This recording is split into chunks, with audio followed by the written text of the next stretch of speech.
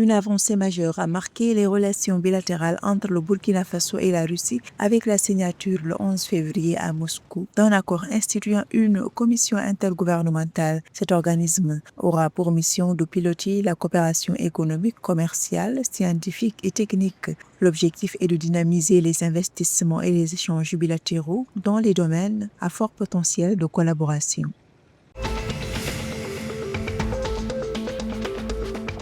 Selon le ministère des Finances, le Ghana a baissé le prix du cacao versé aux producteurs à 41 392 cedi, soit 3 580 $ la tonne, pour la fin de la saison 2025-2026. Cette mesure vise à aligner le tarif sur le marché mondial pour relancer la demande. Le prix précédent, établi à 58 000 cedi, soit 5 300 $ la tonne, par Cocobod, avait pénalisé les négociants et engendré des impayés auprès des agriculteurs. Par ailleurs, 30 à 40% des fèves sont actuellement transformées sur place avec pour objectif d'atteindre 50% d'ici 2026-2027.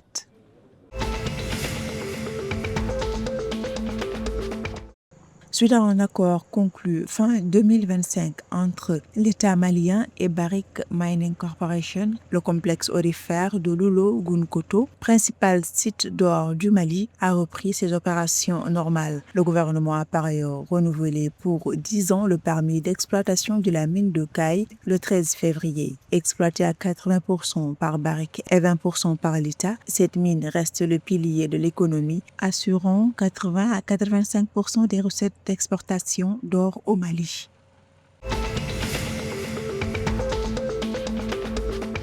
Afin d'améliorer la salubrité publique et la protection de l'environnement, les maires togolais sont désormais invités à renforcer leur action en matière de gestion des déchets. Il est demandé aux communes d'élaborer des plans de salubrité, de mettre en place des systèmes efficaces de collecte et de traitement des déchets et d'organiser des opérations d'assainissement régulières. Face aux enjeux qui demeurent dans ce secteur, le gouvernement togolais espère que ces dispositions permettront la mobilisation des ressources indispensables pour améliorer la propreté et la santé publique.